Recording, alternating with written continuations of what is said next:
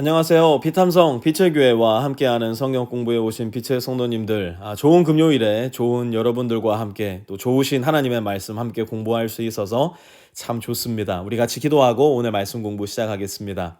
좋으신 하나님 아버지, 오늘도 우리에게 하나님의 말씀을 주시고 이 말씀을 함께 공부하고 이 말씀에 함께 순종할 수 있는 기회를 주셔서 감사합니다.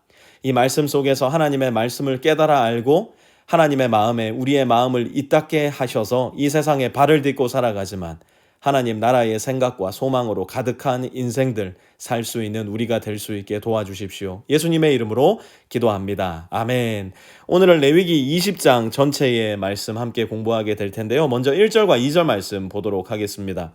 주님께서 모세에게 말씀하셨다. 너는 이스라엘 자손에게 다음과 같이 일러라.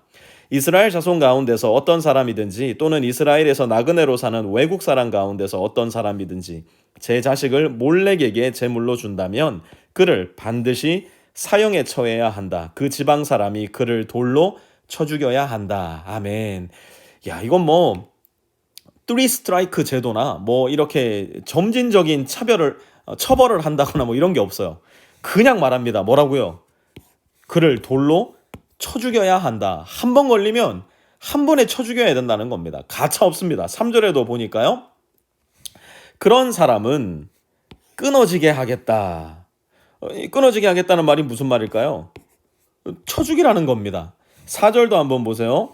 그를 사형에 처하지 않으면 이건 무슨 얘기일까요? 다시 한번 반드시 그를 돌로 쳐 죽이라는 겁니다. 5절도 한번 보세요. 모조리 자기 백성에게서 끊어지게 하겠다. 무슨 말일까요? 죽이라는 겁니다. 6절부터 8절까지는 무당짓을 하는 사람들에 대한 말씀인데요. 6절 한번 보면요. 그를 자기 백성에게서 끊어지게 하겠다. 이것도 다시 한번 말씀드리지만 그냥 단번에 쳐 죽이라는 겁니다.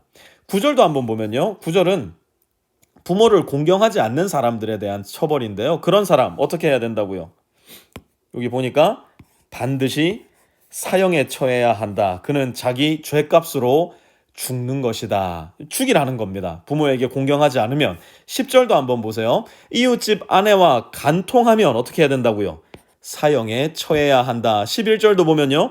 양어머니와 동침한 사람은 반드시 사형에 처해야 한다. 12절 며느리와 동침한 사람은 반드시 사형에 처해야 한다. 13절 동성간에 성관계한 사람은 반드시 사형에 처해야 한다. 14절 장모와 동침하는 사람은 반드시 모두 불에 태워 처형해야 한다. 15절에 짐승과 교접하는 사람은 반드시 사형에 처해야 한다. 16절 짐승과 교접하는 여자도 반드시 사형에 처해야 한다. 17절에서 21절까지도 계속 같은 내용인데요. 성적인 범죄를 저지른 사람은 백성에서 끊어지게 하여야 되겠다. 백성에서 끊어지게 하여야 한다. 19절도 보면 그 벌을 면할 길이 없다. 20절도 보면 자손을 보지 못하고 죽을 것이다.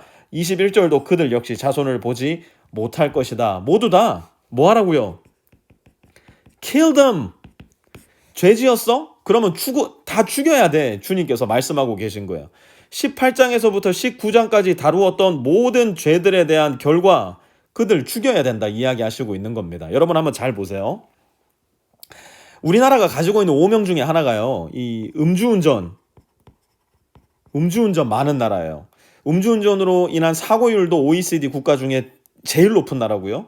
음주운전으로 인한 사망률도 제일 높습니다. 이유가 뭔지 아세요?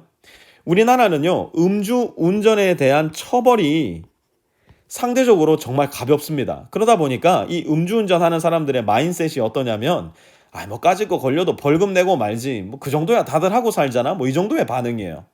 그런데 음주운전을 거의 하지 않는 나라들이 있다고 하는데 저도 이거 그 구글에서 찾아본 내용인데요. 굉장히 재밌는 나라가 있더라고요. 음주운전 그 발생률이 굉장히 낮은 나라, 세계에서 제일 낮은 나라가 엘살바도르래요. 엘살바도르, 남미에 있는 엘살바도르인데 왜냐하면 이 나라에서는 음주운전하다가 적발되면 즉각 총살이 가능한 나라래요. 또 굉장히 음주운전율이 낮은 나라가 타이완이라는 나라라고 하는데요. 음주운전으로 최대 사형까지 가능한 나라가 타이완이라고 합니다. 처벌이 강하면 그거 잘 안 합니다. 그게 우리 인간의 교묘하고 얄팍한 마음이에요. 처벌이 약하면요 어떻게 되냐면 어디 한번 해볼까? 어디까지 가볼 수 있을까? 안 걸리면 그만이지. 이게 우리 인간입니다.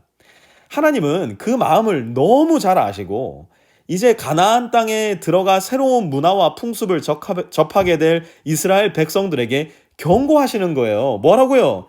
Don't do that. 18장에서 19장까지 말씀하신 거 그거 하지 마라. 그거 하면 니네 진짜 죽는다. 그거 하면 너희 자손 보지 못하고 끊어질 것이다. 민족들로부터 분리될 것이다. 말씀하시는 거예요. 그리고 하나님의 진짜 마음은 어디 있을까요? 하나님은요, 그들을 죽이고 싶어 하지 않으세요. 전혀 반대로 하나님의 본 마음이 뭘까요? 하나님은 살리고 또 살리고 또 살리고 싶은 마음을 가지고 계신 분이 우리의 아버지 하나님이세요. 실례로 다윗이 밧세바를 범했을 때 하나님은 오늘 이 율법에 기록된 말씀대로 하자면 다윗과 밧세바 그 자리에서 죽였어야 됐습니다. 하지만 그렇게 하지 않으세요. 회개할 기회를 주시고 회개했을 때 다윗을 용서해 주시고 다시 받아주세요. 사랑하는 성도 여러분, 율법 그 자체는 절대로 우리의 마음과 생각, 삶의 방향과 자세, 더 나아가 가장 중요하게는 하나님을 향한 우리의 이 마음을 바꿔놓지 못합니다. 율법 안에 깃들어 있는 우리를 향하신 하나님의 마음과 사랑, 곧 하나님의 은혜가 우리의 마음을 변화시키고 우리를 새롭게 하는 거예요. 무엇보다 율법의 완성이신 예수 그리스도의 사랑과 복음, 우리를 위한 그분의 십자가 죽으심과 부활이 우리의 전 존재를 변화시키고 새롭게 하는 유일한 길이 됩니다. 하나님은 오늘 본문에서 계속해서 반복적으로 사형, 둘 다 사형, 반드시 사형, 태워 처형, 사형 이 말씀하시는 거 아니에요. 하나님의 말씀은 니들 다 살아야 된다는 거예요. 길을 쓰고 살아야 된다. 무조건 살아야 된다. 이제 새로운 땅에 들어갈 텐데 그 나라의 풍습, 그 나라의 문화, 그 나라의 우상 숭배에 휩쓸려서 한 명도 죽어서는 안 된다. 거기에 물들면 다 죽을 수밖에 없으니 내 곁에 늘 머물러 한 명도 죽지 마라. 하나님 말씀하고 계시는 거예요. 오늘날 우리는 너무 잘 삽니다. 지붕 없는 집에서 사시는 분들 우리 교회 한 분도 안 계시고요. 먹을 게 뭐 너무 많아가지고 메뉴 정하느라 골몰하시는 분들 계실지 몰라도 삼시세끼 끼니 걱정하는 분들 한 분도 안 계세요. 다들 제법 잘 살아요. 그런데 한번 생각해 보세요. 정말 나는 잘 삽니까? 여러분 정말 나는 행복합니까? 나는 정말 충만하게 살고 있습니까? 오늘 죽어도 여한 없는 풍성한 삶, 후회 없는 인생 살고 계십니까? 아마 이 질문에 네 답할 수 있는 분들 많지 않으실 거예요. 저 역시도 그중 한 사람이고요. 왜 그럴까요? 우리가 너무 제멋대로 살아서 그래요.